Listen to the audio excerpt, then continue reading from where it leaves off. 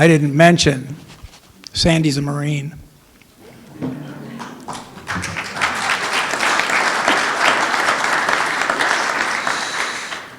A man who I greatly admire. He inspires me, and he's just a great guy, and we have fabulous conversations. I just love you. You're just awesome. So anyway, he wrote a book called Walking Through the Fire. He walked through the fire. You can read the book. If you want to know backwater politics and what really happened, read that book. I mean, read the book. Get the book. Here's retired Senator, Representative Congressman Steve King, and I better just shut up.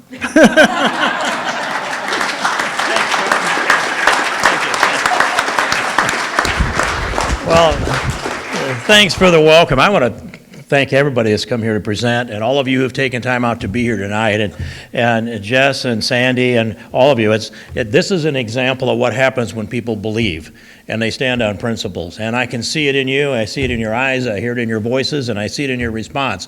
You care about these things. And I should say first, when Doug mentioned my book, that I made a trip down south with a whole load of books, and I sold out, and I didn't bother to reload my Yukon. So if you want to go to steveking.com, I'll go there, I'll sign a book and send it to you. I'll autograph it to you if you will do that. I didn't come to sell books, I wouldn't even mention it, but I want to follow through that they are available, and I will tell you a lot about how devious the power structure is at the national level, at the state level, and the things that I went through. I know that Doyle and I actually first met just a little over a year ago, and he didn't know what to think about what's on my Wikipedia page, and so he read down through all this and read my book, and then he said, "You know, that's pretty amazing. They had to do what? Misquote you to do what they did to you? You must have been the cleanest guy in the country." I hadn't thought about it that way, but now I'm going to say, Doyle, you're right. And Sandy, I'm so glad you brought up the Constitution and the biblical underpinnings of our Constitution. And that's been something that has driven me. And so I'd like to take you through some of those things from the constitutional side and from the history of some of the case law that's out there, the precedent cases. And I'm the former chairman of the Constitution Committee in the United States Congress. I served on the Judiciary Committee there for 16 years. And so I've been in these battles. That's the most polarized committee on the Hill. And it gets to be bare knuckles from time to time, but they all find out what each one of us believes in when we go at it in that fashion. But back in 2005 or 6, I was watching a case come through the United States Supreme Court. And a lot of you will know the case. It was a Kelo case, Kelo versus the city of New London, Connecticut. And so I'd been watching the arguments on that and the oral arguments before the court. When that decision came down, and the Supreme Court, on a split decision, 5-4, decided that Suzette Kelo, who had bought the thing she called a cottage in New London, Connecticut, to live in the rest of her life, fixed it up, did all the work on that, painted it pink, the little pink house. If you want to go look at a movie on Amazon Prime for free, I don't do many movies, but when I watched that one, it personalized what I'd been looking at legally through that period of time. But when the Supreme Court came down and ruled that the Fifth Amendment reads, "Nor shall private property be taken for public use without just compensation." And what it really ended up with that decision, it was, "Nor shall private property be taken for public use or public purpose without just compensation." And that "or public purpose," that's kind of like defining the word fair. You know, if you've got two kids, you already know that there's no such thing as fair. You'll never be able to agree on what is fair. Well, public purpose is the same thing. What's a public purpose? And so when they opened that up, then property rights began to fall by the wayside. But the minute that decision came down, and I saw the decision of it, and I actually hadn't even read Justice O'Connor's dissent, when I just lit up with my hair on fire, and I went to Tom DeLay, our majority leader, and said, "We can't let this happen." "Well, the Supreme Court has decided," he said, "and so there's nothing we can do about it. We've got to weigh in on this. We cannot let it go by uncommented." And so Phil Gingrey of Georgia and I put together a resolution, and it was a resolution of disapproval of the United States Supreme Court decision. And I don't know if the Congress has done that before or since, but we had to do something. And so we wrote this resolution of disapproval, and I went to the floor to argue in favor of the resolution. I moved moved up to the front seat, ready to go. It was when I was queued up to speak. I was going to be right after Barney Frank of Massachusetts. And some of you remember Barney Frank. At the time, he was probably the most liberal member of the United States Congress. And so I got my piece of paper out on my knee to write down what Barney said, because I figured I'd have to rebut Barney Frank. And when he got done talking, I got up and I said, I wish to associate myself with all of the remarks by the gentleman from Massachusetts. I agreed with him 100%. I'm saying this because all across the legal spectrum, the political spectrum, the constitutional spectrum, the right and the left, we agree this Constitution is written to protect our property rights. And if you look at the votes that came down on what we call it the 90% bill last year in the Iowa House, and of those voting, 78% voted in favor of protecting your property rights in some form or another. The Des Moines Register poll happened to be exactly that. 78% said it's wrong to use eminent domain for private gain. And that 78% across all demographics, Democrats and Republicans and no party and age and gender, whatever it might be, they were all right at 78%, within a couple points of that. It's a universal position here in Iowa that we want to defend your property rights and keep this CO2 pipeline out of here by eminent domain. If they can go through by some other method, maybe that's a different transaction. I think it's a bad idea from safety also. But we passed that resolution, and I railed away on it a little beyond what I said about Barney Frank had to say, and it turned out that Justice O'Connor had written the dissent, and her dissent mirrored pretty much what I said. That made me feel pretty good, and she was a nice lady, and anyway, I ended up, because of those things, she invited me over to a lunch that she had one day, just a one-on-one lunch, and I found out that even though I disagreed with her on other things, this I absolutely agreed with her on. She's a very gracious lady, and we lost her about the 1st of December this last year, so I just wanted to say some kind words about her. We may disagree on a lot of issues, wherever we might be on the political spectrum, but this is a universal issue, except for what? Do you know of any other issue in Iowa or America that 78% of the public across the full political spectrum is on one side and it's still contentious? And the answer to that is because almost all the leadership is on the other side of this argument. And they're in communications with people like Bruce Rastetter and all of his henchmen. And so that's why we have this dichotomy here. If it wasn't for that, then there would just be the House and the Senate would step up and say, we aren't going to have any pipelines for private gain. We're going to protect we're going to protect against eminent domain. That's what's motivated me and animated me, is protecting your constitutional rights and mine. And I don't have a pipeline going through anything that I own.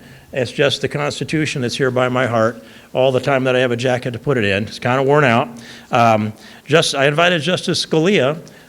See who signed this one. It wasn't Justice Scalia. I have one that is signed by no.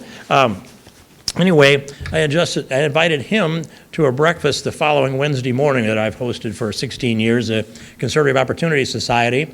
And as a guest speaker, we drew a pretty good crowd. I suppose 40 or 50 were there that morning. And it was because of his decision also in opposition to the Kelo decision. But first, I should actually lay the foundation of that Kelo decision out in a few sentences here. But there was the city of New London, Connecticut, had set up an economic development plan, pretty much identical to what Charles City and Floyd County have sitting there on the side of that city. And they had an economic development plan. And so they set about condemning the private property for the purposes of handing it over to Pfizer and others as an economic development plan, so that Pfizer would put in a pharmaceutical plant there, create jobs, pay higher taxes. So the rationale was, we have an economic development plan, and when we execute that plan, we're going to grow the economy, so it's for a public purpose. And Justice John Paul Stevens took the bait on that, hook, line, and sinker, and wrote the majority opinion. So, but this is a different thing here. This is not an economic development plan. These are the barons, the plunderers that come in that want to trample over your property rights. And if they were straight up business people, they would say, we're going to negotiate and we're going to find a way where we do this without eminent domain. And actually they said that about a year ago, about today, we'll not use eminent domain. And so I heard that, and I thought, I know the people that own land in this state. And I've been all over the place and listened to people in meetings after meetings. And when you live on a piece of ground that's your heritage, your family, whether it's the land you bought right in the front of this thing that came at you 3 times, Kim, and I had to give you that signal, and poof, 3 times. When you buy that land, that means something to you. You live on that land for a decade, a generation, 5 to 7 generations. Some of this land is in our hands now. And it isn't just that you work that land. Yes, you worried about it. You laid awake at night. You sweat on that land. You bled on that land. There's not a family farm in this state that there wasn't both sweat and blood going into that soil. And that land means more than a check, or a check that's going to pay something up front, and they then in perpetuity can use that right away to their benefit. And so it isn't like they're going to pay you a cash rent for that split strip of ground in there and maybe adjust it according to inflation, land prices, or demand. It's just a one-time check, and whatever happens with the economy in the future, they own that piece for their own benefit. So to protect our property rights, we have to assert the Constitution. And if I'm thinking like Bruce Restetter, his CEO, his COO, his chief financial officer, none of those guys, Restetter would not testify before the Utilities Board. He would not come. We made the request, he wouldn't come. He didn't even send his CEO. So he sent a COO that could not explain the business model. And it's hard to unravel all that business model. So I'll just kind of drift over into that for a little bit and tell you what I think, how that works. Restetter started out in the hog business and rolled that out and went on into the Hawkeye Renewables. He built 4 ethanol plants. Those ethanol plants went into Chapter 11 about 2008, about the same time that corn hit not quite $8. And so the bankruptcy judge was convinced by Restetter that Restetter should be the CEO to see them out of bankruptcy. So you'd think the guy that saw him into bankruptcy wouldn't be the guy you'd hire to see him out of bankruptcy, but that's what happened. And a lot of people got a haircut, but I don't know that ever happened to Bruce. And what happened to his money? It seemed to disappear for about 3 years. And I'm wondering, gee, that guy just go away? Would be great, but he didn't. And I'm drifting around in my insomnia across the internet in the night, and I find this little article that says that 18,000 acres of Sandhills farmland has been sold out in western Nebraska. 18,000 acres, one chunk, sold by Summit Farms. Well, we know who that is, Bruce Restetter. Huh. All right, that's a piece of information that I never read anybody that actually knew. And then about a year later or so, I called a friend to ask him what he's doing, and he said, well, I'm building ethanol plants. I said, where are you? And he said, I'm in Brazil building ethanol plants for Bruce Restetter. Huh. There's another point that now it's published, but it wasn't then. And so his plan is, and he's got at least 3 plants that are done on a project of building 6 of them in Brazil. And he says he's going to save our ethanol, yet he wants to put, if I remember that number is 1.2 billion gallons of ethanol on the global marketplace out of Brazil. That's not going to help the ethanol plants in Iowa. I'm really certain about that. And what's he going to do with the CO2 out of there? Well, he put in a permit to drill an exploratory well in Brazil to see if he could pump that CO2 down into the ground and sequester it there. So that's the Brazilian piece of this. He's got an agreement with Honeywell to use their engineering design to build a green jet fuel plant down probably on the Gulf Coast, probably in Louisiana. And he needs the carbon credits in order for the green jet fuel to qualify. Otherwise, so he wants to convert ethanol into green jet fuel, and he wants to have the carbon credits out of Brazil that can be pumped down into the ground or sold in the global marketplace, and then ship the ethanol into the United States and turn it into green jet fuel.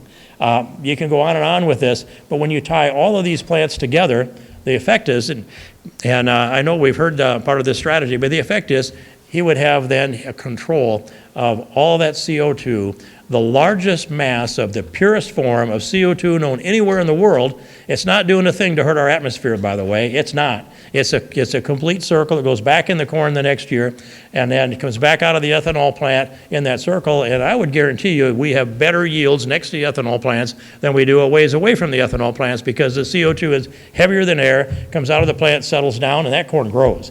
So that's the circle that's there.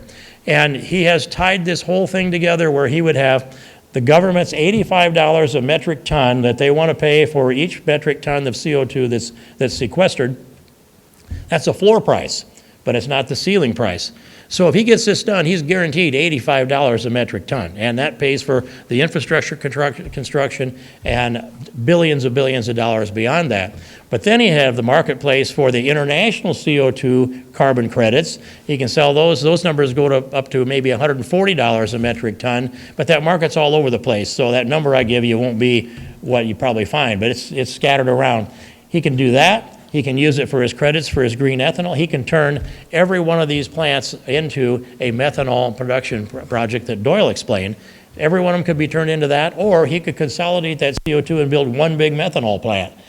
There's a whole number of things. And, by the way, he's got Harold Hamm as in for $250 million investment in this. Harold Hamm is the father of fracking. And this pipeline goes up within 8 miles of the oil fields that Harold Hamm has established up in North Dakota. And he says, and they say, we need the CO2 for, we would call it fracking. It's enhanced oil recovery is a more technical name for that. So this whole thing, it's this behemoth that they've set up as just, it tramples over all of us. It bulldozes its way through the best farmland in the world, tramples our Constitution, the Constitution that's absolutely clear. In fact, I'd make another point about the Constitution of this, that nor shall private property be taken for public use without just compensation. Private property for public use. The Constitution doesn't mention private property for private use. That doesn't mean it's okay. What it really means is the framers of our Constitution had no idea, no concept that there'd ever be a force from the private entity that would seek to condemn private property. They'd have to have government to do that for a public use. And so that gap is just, it's kind of stunning to me that we don't talk about that very much. But that's where the Constitution is. I like Alabama's state constitution, which says private property shall not be taken without the consent of the owner. That fits what I believe about private property. And then I read a little further down in their constitution, and it says there's a provision there if there's a majority of the legislature that will vote in favor of a specific piece of property, then they can go ahead and allow that to happen. That's I could live with that. That's fine. But what we've got now is we've got a government system that's set up that hands the authority over to a 3-person utility board, a 3-person utility board that I'm going to say they probably know why they're appointed to do this. And you've got and the authority to make the determination on convenience and necessary. And so 3 people are going to make that determination of what's convenient and necessary. That's why we have to go to court, because we're going to challenge them that their judgment is flawed. It's one of the things. And we formed this organization, Free Soil, for the purpose of bringing together membership across all of the states that are affected. And we've done events in both Dakotas and Nebraska, Iowa, Illinois, multiple events in Iowa in particular. And my idea from the beginning was, let's pull the people together that are a collection of plaintiffs. Perhaps a large class action lawsuit is really what I have in mind. And we've got some people that own land in, say, South Dakota that live in Iowa, and probably vice versa. But those who I do know, and that stretches us over to where we get into federal court more quickly. And what it's going to take is an all-out effort on this. We need to face them everywhere. As Jess said, sue them everywhere all the time. And if you go to every skirmish and fight every skirmish, and if you can't find a skirmish, go start one. Keep them back on their heels. And they've got all of these lawyers that are on retainer, and they're trying to earn their money for fear that they'll lose their job if they don't. So they're bringing legislation, throwing that legislation at us, and you've got to go out and kill it. And that's what we heard Doyle talk about, is killing bad legislation. And Senate File 411, that one was a great big reach. I read that through about 3 times trying to figure out how I could justify how they presented it. It was to be a bill that was going to prohibit Johnson County from banning gas stoves. Well, if I read through that, no, it sure was wide open so that Summit could go in and say no local authority and to establish this. Essentially a bill that would have the same effect as South Dakota's prohibition on local control. So we're up against a great big army, and we the people are going to have to rise up against that army, and we want to put together the resources to do it. Our website now allows that to happen at Free Soil Foundation. There's a button on there to help out with that, and I don't know, but I imagine Tammy's got a basket back there. And I'm in this thing with some of my own money, and I'm taking nothing out of this. I'm in it because I believe. And I took an oath to support and defend the Constitution of the United States. And we should ask our legislators.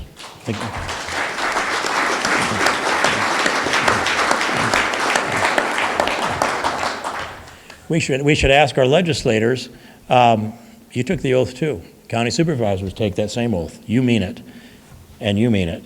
And there are many others, I can name those that mean it. But there's others that just go, okay, fine, I'm moving on now. I'll do whatever is practical or pragmatic rather than principled. When we move away from principle and move towards the pragmatic, or we go to the place of least resistance because perhaps in a part, a significant part, campaign funds. When that happens, our country breaks down piece by piece. We have to stand on principle and defend it. If we defend our Constitution here, in this state, and in this upper Midwest, and all of the Free Soil Foundation people that are there that do that, if we do that, we shut this down in America. It'll inspire everyone if we do this. If we fail, property rights in America may well be lost. That's why I'm so animated on this, and that's why a lot of us are animated on this. And on the safety side of this thing too, I didn't get in this because of the safety. I built pipelines myself. I run a construction company, started in 1975. We're celebrating our 50th year next year. And so we've done a lot of things. And pipelines is one of them that I did before I started the company. So I know how they work and what it takes to build them to a degree. It was old technology then, however. And yet, when I saw what they were doing with the pipeline, 24-inch pipe, 2,200 pounds a square inch. That's what's in your hydraulic hoses on your tractors and your combines and excavators and bulldozers, 2,200 pounds. And when you blow a hose, you know what happens then. But to put 24-inch pipe at 2,200 pounds and then 20 miles between valves. So I sat down and did the old calculator and came out with this. 1 million gallons of CO2 in a pipe, in a 20 miles of pipe, 1 million. And so it worked out to be this. In between those two valves, if there's a rupture like you saw in Jess's film here, it would be far more horrible than that actually. But that gives you an idea. If there's a rupture, those 1 million gallons works out to be the equivalent of 22 semi-loads, tanker loads, sitting there in one place, bursting out simultaneously. And if it's cold, it'll be on the ground anyway, right away. If it's cold, it takes longer to dissipate. And what happens, it's kind of warm in Africa more often than it is here, I think. Lake Nyos, Cameroon, Africa, 1986. A lake there is about a 1 square mile. It had kind of a natural burp of CO2 that came out of it. And of course, the lake is the lowest place there. That's why the water's there. The CO2 spread out across that water. 3 villages around the side of that lake. Between 1,700 and 2,000 people killed, just dead in their tracks, whatever they were doing that day. 1,700 to 2,000, 3,000 to 4,000 head of cattle, every chicken, every other critter that was there, just death all the way around that lake. And they tried to keep it a secret, which is why it didn't really hit the news much in '86.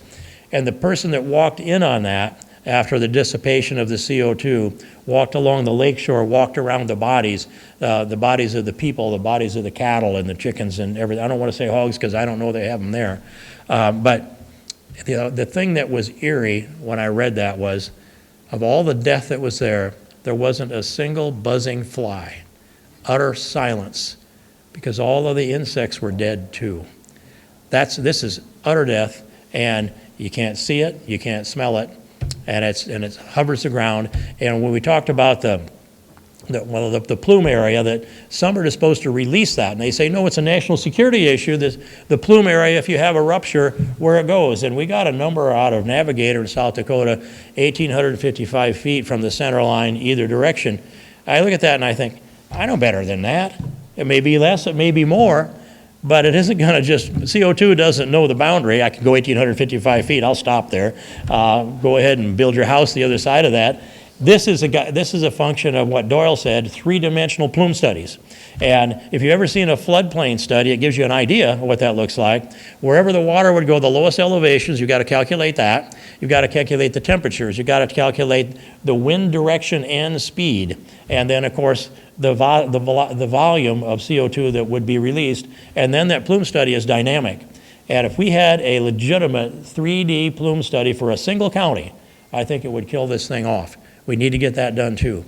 And so another point that didn't get made was PHMSA, the Pipeline and Hazardous Material Safety Administration. They're under the U.S. Department of Highways and Department of Transportation. And they're to be writing, they take care of the safety regulations. The state, the Utilities Board just does the routing, and the safety is to be regulated by the federal government. And last I heard, it'd be about 3 months ago, they were about 6 months from releasing this study that would be tighter regulations on safety. We don't have the federal regulations on safety, yet the Utilities Board appears to be poised to hand a permit over, and if that permit gets handed out before those safety regulations, as I understand it, then the non-existing regulations are grandfathered in spite of having new regulations for safety. So there's a lot of this that's a mess. Jess laid out so many of the pieces that are complex, complicated, things that need to be litigated. And I think Sandy laid out the Constitution really well. And you heard from Kim on the agony of 3 times. He made 3 runs that had Kim Junker. Nobody's beaten her yet. And they're not going to.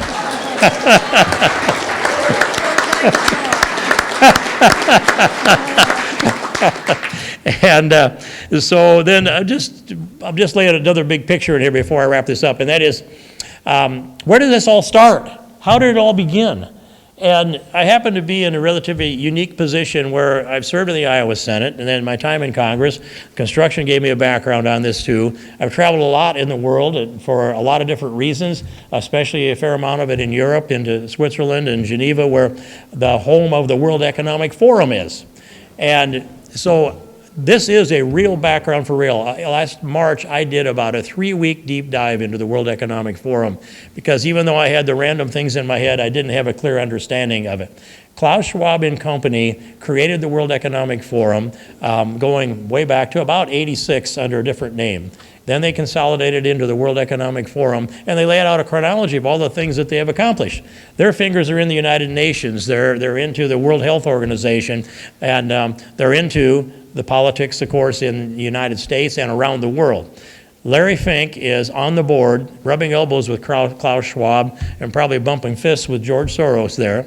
And Larry Fink has been the lead proponent of this CO2 carbon credits. And so they have created an economy, a false economy, of carbon credits having a value into the marketplace. They've created this out of thin air, and they first pushed this into places like Germany. And I remember standing there in the Bundestag doing that debate in Germany, and I once got into a debate with Angela Merkel on this very topic, and the debate ended up, I guess I said one too many things because she said in a huff, well, I am a physicist, and you will not defeat me. So my mother would have said, you should have backed off, Steve. But anyway, I watched how they sold that to the people across Europe. And I talked to the politicians there. I said, do you believe this? Well, no, I don't. Well, why don't you tell your constituents? No, I don't. Why not? They'll vote me out of office if I tell them I don't believe this. And I said, why don't I tell them for you and you stand next to me? No, don't do that either. Same result. So, but they sold this into Europe. They sold it into the United States, especially into the Democratic Party. And when I arrived in Congress in '03, I'm debating against Cap and Trade and Ed Markey, who's now in the United States Senate, on this very topic. As this rolled forward about 15 years ago, they were working this thing to lay this foundation. This is a scheme. It is a boondoggle scheme, and it's built on the promotion that they had. So I'll give you this piece, is that we have to understand the origins of it and what we're up against and how people capitulate when there's money dangling in front of them. A person like Bruce Rastetter in 2012 or so was making fun of Michael Mann and the hockey stick projection on the atmosphere. He was making fun of them. Now he's cashing in what he's trying to cash in. There's no principle involved there. And any of those board of directors members, if you'd ask them, how are you going to comply with the Constitution when you're demanding eminent domain? And there's no answer that's been peeped out of any of those people. None of the summit people will answer the constitutional question, and I don't think any of the leadership that's defending this is going to answer the constitutional question either. But I would tell you, if I'm standing there, I'd be mirroring what Sandy Salmon is saying, and we'd be finding a way to at least get to their guilty conscience. And so we've got to move forward with this. It is a great big global effort to do this. It is a huge boondoggle. It's unconstitutional. It's economically completely unsound. Rastetter has announced that the original chunk that they were going to sequester 12 million metric tons of CO2, and it was the largest project in the world of its kind. And we're going to use this project to get to carbon neutral. Well, so I just go looking at, there's 40 billion metric tons of CO2 that's man-caused emissions in a given year. And he would sequester 12 million metric tons in a given year with the largest project that's been proposed. So you don't got to be a genius to figure this out. You take the 40 billion metric tons and you divide 12 million metric tons into that to find out how many Bruce Rastetter projects would it take to get to carbon neutral. Somebody's got that figured out in your head already, but I'll give you the answer. 3,333 and a third projects like this, and this is the low-hanging fruit to get to carbon neutral. So this thing is, it's nuts, it's unconstitutional, it's financially cannot be sustained, and it's empowering people to trample on your constitutional rights. And so I just challenge all of you, step up, join this fight with us. I'll be there till the last breath. We're not going to back off on this. We've got good people around us, and we can sure take a lot more good people along. Let's get her done, and let's defeat these people, and let's save our Constitution and our farms. God bless you.